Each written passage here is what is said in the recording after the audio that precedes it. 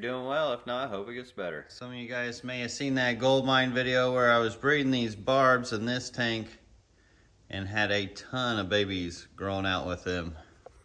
You can see they're absolutely super colored up. And I guess these are now called the Aspara.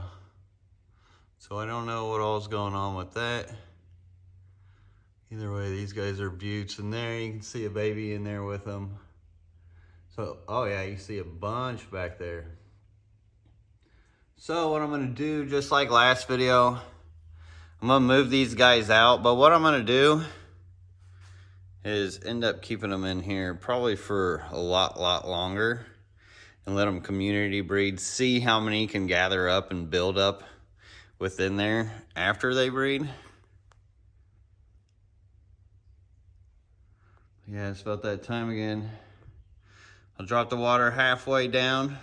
As far as the tank that I've got below them, it is just full, absolutely full of guppy grass.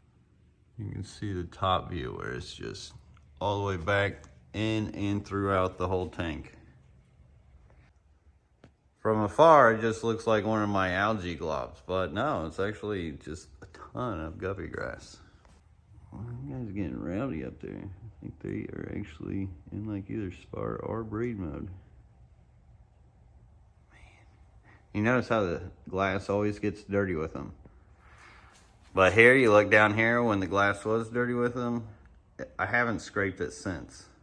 It's stayed clean. So I think it's due to their size that the waste that they create, these things, are even from the pump. This is the only one that I actually have water flow for, because these guys do prefer some water flow. They don't need the bubbles so much, but they do prefer the water flow. It's not needed, not necessary. You can do it without it, but for breeding, I think it kind of helps them. And just in general health. And you can see how that tank is full algae. And if you watch my last video, this one went full algae on the glass. Really just the glass for the most part. Same colorations too, purple, green. What that is, I don't know. But look at them things go. They're so fun to watch. So they could be actively spawning, because I've been feeding them too.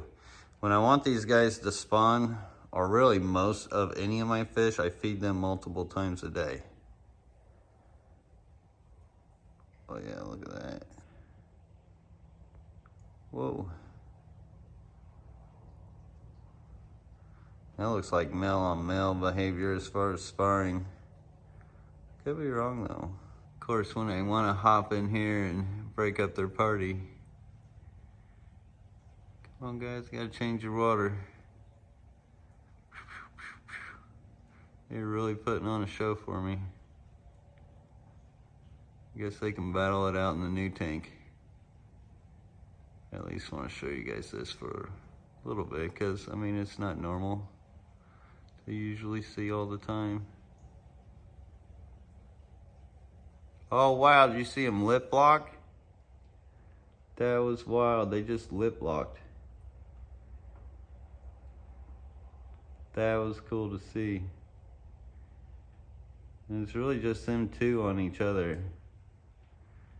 Everybody else is just kind of whatever.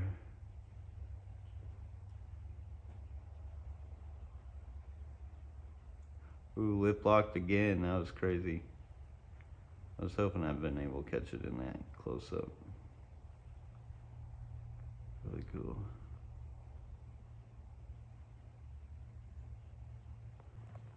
Oh, there's the one leftover baby that I haven't been able to get out of all this guppy grass.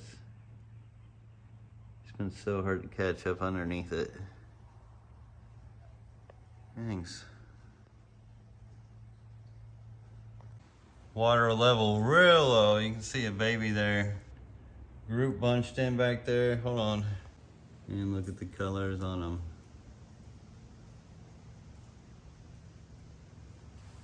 So I got the water level kind of to the top of the rocks. That way they can't really go this way or that way.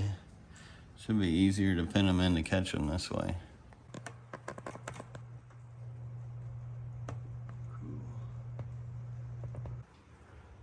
Might as well give their new tank a little freshy fresh as well as the one underneath it, which there's actually juvenile barbs down in here, which I'll introduce.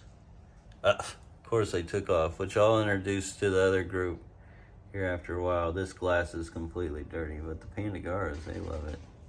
But I like to back up my genetics with other genes as well. There they go. There you guys are. They're getting big in there. Then I want to make sure that they're of quality for my colony as well. Another thing. Why I don't just throw them in together. And this is not going to be an easy catch with this gap here. But 2 nets, always. With these guys, 2 nets. Any fish. Makes your life a lot easier. I won't be videoing this because, well, I'll be using 2 nets. Back in view on the tank though with the rock pile. I never really did see much as far as fish come to the glass from the rock pile, but I do know they're in there. Not from that, but from them just coming out. Which is good. Well, since they're grouped up, let's see what I can do with one. First of all, I gotta get this cord out of the way and get my net wet.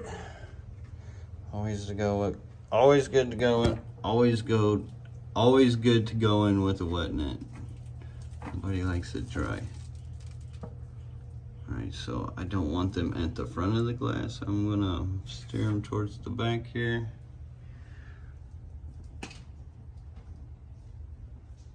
Oh shoot.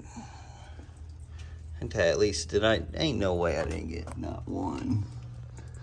I really just got a bunch of plants. Are you kidding me? They're all like right in it. One. Lively, look at that blue. Of course, all the plants came out with it.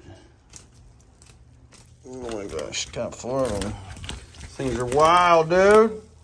They're in their new home. Really hard to see right now though because of the humidity, because it was like 76 degrees in here, but I opened up my door to change the water and now it's 80 degrees and the tanks are just trying to get to temperature and they're all kinds of hazy. Normally this is crystal clear, but you can see the humidity. It is raining outside. I'll let them settle a little bit. We'll start adding water here.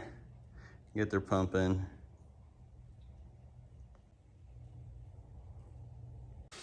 All right, get them filled back up. Get the top on them guys. Don't want them to jump. You see they're cuddled in that guppy grass. This up here, I think that's about as tall as I think that's about as much as I'm gonna fill it without shocking the system so much. Since I went so low with the water change, I'll just add some more tomorrow.